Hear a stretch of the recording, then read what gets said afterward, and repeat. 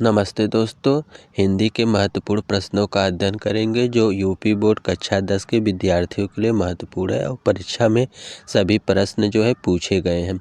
आपका पहला प्रश्न है, हिंदी साहित्य का प्रथम मौलिक उपन्यास माना जाता है। तो आपका ऑप्शन सी सही हो जाएगा, परीक्षा गुरु। जो परीक्षा गुरु है वह हिंदी साहित्य का प्रथम मौलिक उपन्यास है। आपका ऑप्शन सी सही हो जाएगा। सभी प्रश्न जो है परीक्षा में पूछे गए हैं। अगला प्रश्न आपका है, क्या भूलूं क्या याद करूं रचना की विधा है। यह रचना जो है किस विधा की है। तो यह ऑप्शन आपका बी जो है सही हो जाएगा। आत्मकथा की विधा है। यह रचना जो है हरिवंश राय बच्चन जी का रचना है। आप इसको भी याद रखेंगे। आपका ऑप्शन बी सही हो जाएगा। अगला प्रश्न है, सरस्वती पत्रिका के संपादक कौन है।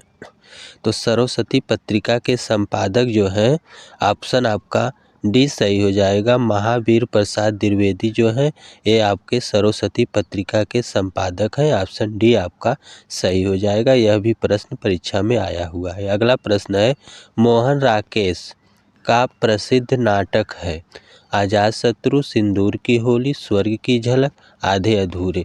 तो ऑप्शन डी आपका सही हो जाएगा, आधे अधूरे। आधे अधूरे जो है यह मोहन राकेश का प्रसिद्ध नाटक है। यह वेरी इंपॉर्टेंट प्रश्न है, परीक्षा में आया है। अगला प्रश्न आपका है, हिंदी साहित्य के श्रेष्ठ निबंधकार, आलोचक एवं इतिहासकार के रूप में जाने जाते हैं।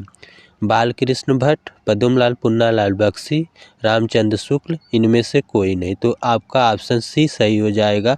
रामचंद्र शुक्ल जो है एक श्रेष्ठ निबंधकार, आलोचक, इतिहासकार है।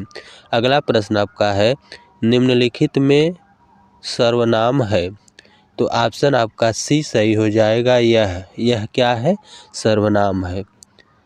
ऑप्शन सी आपका सही हो जाएगा, यह एक सर्वनाम है। अगला प्रश्न आपका है, सातवां प्रश्न है, केशव दास किस काल के कवि हैं। तो केशव दास ऑप्शन ए दिया है, आदिकाल, रीतिकाल, भक्तिकाल, आधुनिक काल। तो ऑप्शन बी आपका सही हो जाएगा। केशव दास जो है रीतिकाल के कवि हैं। ऑप्शन बी आपका सही हो जाएगा, रीतिकाल के कवि हैं। अगला प्रश्न आपका है, छंद को पढ़ते समय आने वाले विराम को क्या कहते हैं। जब हम छंद पढ़ते रहते हैं तो आप पढ़ते समय थोड़ा रुक जाते हैं, विराम आता है, उसको हम क्या कहते हैं। तो उसको हम जो है ऑप्शन में आपका जो बी दिया गया है, यति कहते हैं। उसको हम क्या कहते हैं, यति कहते हैं। अगला प्रश्न आपका है, जिस समास का पहला पद संख्यावाची हो और उसके समुदाय का बोध होता है उसे कहते हैं। द्विगु समास, कर्मधारय समास, तत्पुरुष समास, बहुव्रीहि समास। तो ऑप्शन आपका ए सही हो जाएगा। द्विगु समास उसको कहते हैं। जो संख्या से शुरू होते हैं उसको हम द्विगु समास कहते हैं। अगला प्रश्न आपका है, कर्तृवाच्य में प्रधानता होती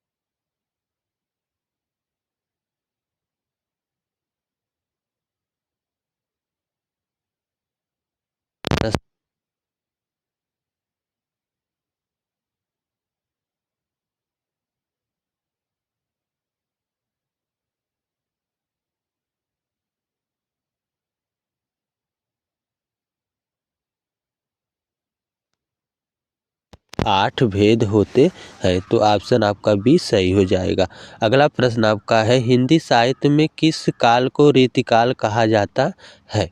तो हिंदी साहित्य में जो है 1643 से 1843 ईस्वी के काल को हम रीतिकाल कहते हैं। तो ऑप्शन सी आपका सही हो जाएगा, 1900।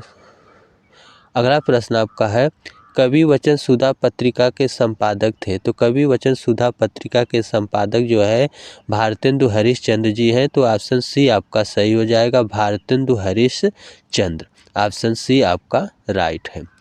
आप कितने प्रश्न सही किए हुए हैं इसको आप कमेंट करके हमको बताइएगा। अगला प्रश्न आपका है, रीतिकाल को श्रृंगार काल इनमें से किसने कहा? रीतिकाल को श्रृंगार काल, तो ऑप्शन ए आपका सही हो जाएगा, विश्वनाथ प्रसाद मिश्र जो है यह रीतिकाल को श्रृंगार काल कहा है। और एक आता है प्रश्न, रीतिकाल को अलंकृत काल किसने कहा है? तो आपका ऑप्शन बी सही हो जाएगा, मिश्र बंधुओं ने। तो आपको कितने प्रश्न सही हुए हमको बताइए।